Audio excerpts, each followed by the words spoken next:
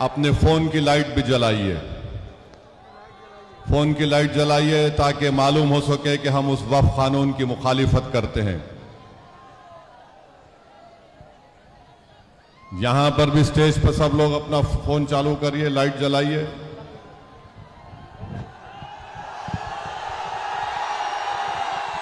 Light चालू करिए।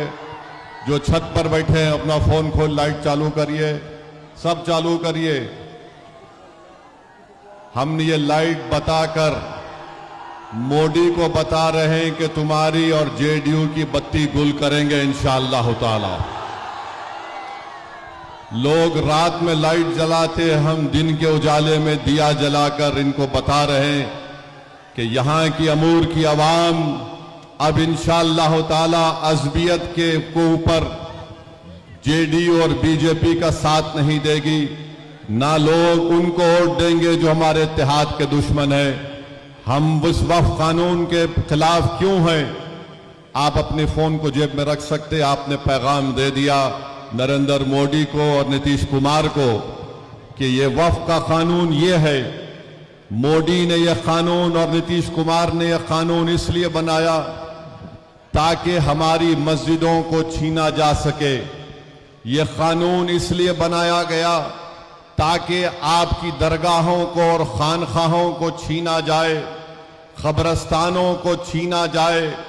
मैं ये बात जिम्मेदारी के साथ कह रहा हूं, ये जो कानून नीतीश कुमार और नरेंद्र मोदी ने बनाया, ये हमारे संविधान में, आईन में जो मजहब पर चलने की इजाजत हमको दी गई, दफा 25 और 26 के खिलाफ अपनी ताकत की बुनियाद पर नरेंद्र मोदी और नीतीश कुमार ने इस तरह का कानून बनाया। मैं अमूर की आवाम से अपील करने आया हूं, याद रखो मस्जिद किसी की भी हो सकती है।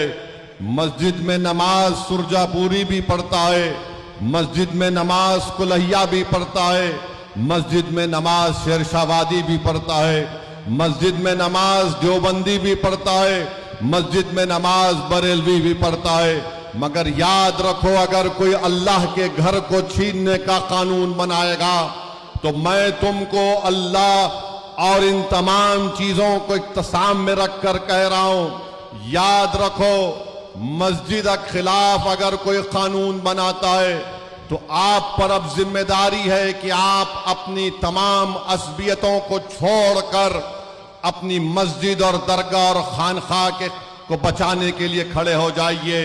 और बचाने का तरीका यह है अमूर की जनता कि ये पैगाम आपको देना है कि जिसने हमारी मस्जिद को छीनने का कानून बनाया, हम उसको शिकस्त देंगे, वो हमारे वोट का हकदार नहीं है। मैं आपके मोदी को एक पैगाम देना है, नीतीश कुमार को एक पैगाम देना है अमूर से कि जो इस तरह का काला कानून बनाया गया जो हमारे संविधान के खिलाफ है। अरे बताओ, बिहार में हमारे हिंदू धर्म के बोर्ड है, वहां पर कोई गैर हिंदू मेंबर नहीं बन सकता, तो कैसे बिहार के वक्फ बोर्ड में एक गैर मुस्लिम को मेंबर बनाया जाएगा? ये तमाम साजिश इसलिए की गई ताकि हमारे मस्जिदों को छीना जा सके। याद रखो मेरी इस बात को, मैं पार्लियामेंट में खड़े होकर मोदी और नीतीश कुमार के एमपीज के सामने ये कहा ये काला कानून है। मैं इस काले कानून को फाड़ता हूं क्योंकि संविधान के खिलाफ बनाया गया है। मेरे अजीज दोस्तों और बुजुर्गों, मैं जिम्मेदारी के साथ कह रहा हूं, अगर तुम अज़बियत का शिकार हो जाओगे तो नीतीश कुमार और मोदी की कामयाबी हो जाएगी। क्या तुम उनको कामयाब करोगे या उनको नाकाम करोगे? मुझे बताइए। आप नाकाम करेंगे नीतीश कुमार और मोदी को, आप नाकाम करेंगे नीतीश कुमार और मोदी को। तो लगाइए मेरे साथ नारा, नारे तकबीर, अल्लाहू अकबर, नारे तकबीर, अल्लाहू अकबर। अज़बियत का शिकार मत होइए। याद रखिए, ये चुनाव इस बात को तय करेगा कि जो लोग ऐसा कानून बनाए हैं जिससे मस्जिदों को छीना जाएगा, जिसमें मुजरिम नीतीश कुमार भी है और नरेंद्र मोदी भी है। याद रखो, अपने इत्तेहाद को पारा पारा होने मत दो। इत्तेहाद अगर कमजोर होगा तो इनकी हिम्मतें और हौसले बढ़ जाएंगे। ये संविधान के खिलाफ एक वफ़ के कानून को बनाकर हमारी मजहबी तशक्कुस को और हमारी मजहबी शनाख्त को छीनने की कोशिशें की जा रही हैं। जो पार्टी आज नीतीश कुमार का निशान लेकर आ रही है, मैं उनसे पूछ रहा हूं, तुम मेरे एक सवाल का जवाब दो, क्या तुम इस वफ़ कानून की ताईद में वोट हासिल करने आए हो क्या? मैं आज सीमांचल और अमूर में खड़े होकर बेबाकी के साथ कह रहा हूं कि मैं अमूर की जनता से कह रहा हूं कि वफ़ के कानून के खिलाफ तुमको वोट देना पड़ेगा। ये मामला अख्तरुल ईमान का नहीं है, ये मामला वफ़ की जायदादों को बचाने का है, ये मामला हमारी मजहबी शनाख्त को बचाने का है, ये मामला हमारी मस्जिदों को बचाने का है। बताओ, तुम मस्जिद बचाने वाले का साथ दोगे या मस्जिद को छीनने वाले का साथ दोगे? 11 तारीख को तुमको पैगाम देना पड़ेगा, अपने इत्तेहाद का पैगाम देना पड़ेगा। अरे जो लोग आज मजलिस पर उंगली उठा रहे, मैं उस वफ़ कमेटी का मेंबर था, 6 महीने मैं उस कमेटी में लड़ता रहा। उस 45 तरमीमात के खिलाफ मैंने 128 पेजिस की रिपोर्ट पेश की। अरे आज मुझ पर उंगली उठाने वालों, पढ़ो उस रिपोर्ट को, असदुद्दीन ओवैसी को मालूम हो जाएगा कि मैंने कानून को सामने रखकर यह बताया कि तमाम तरमीमात का मकसद एक ही है कि उस पर कब्जा हासिल कर लिया जाए। बताओ, अगर तुम्हारे घर पर कोई कब्जा करता है, क्या 12 साल के बाद वो मालिक बन जाता है? अगर कोई आपके घर पे कब्जा करता है, जमीन पर कब्जा करता है, तो क्या 12 साल के बाद वो मालिक बनता है?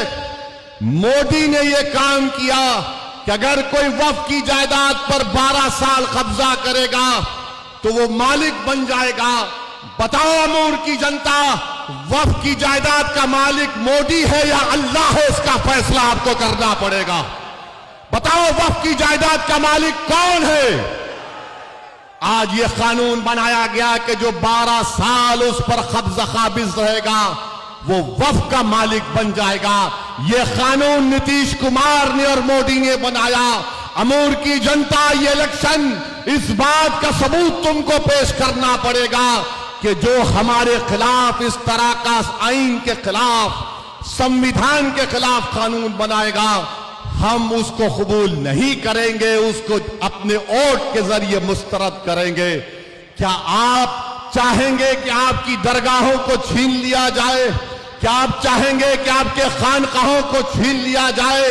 क्या आप चाहेंगे कि मिलादुन नबी पर जो हरा झंडा लगाया जाता है उसको कोई रोक दिया जाए? ये फैसला आपको करना है मेरे अजीज दोस्तों और बुजुर्गों।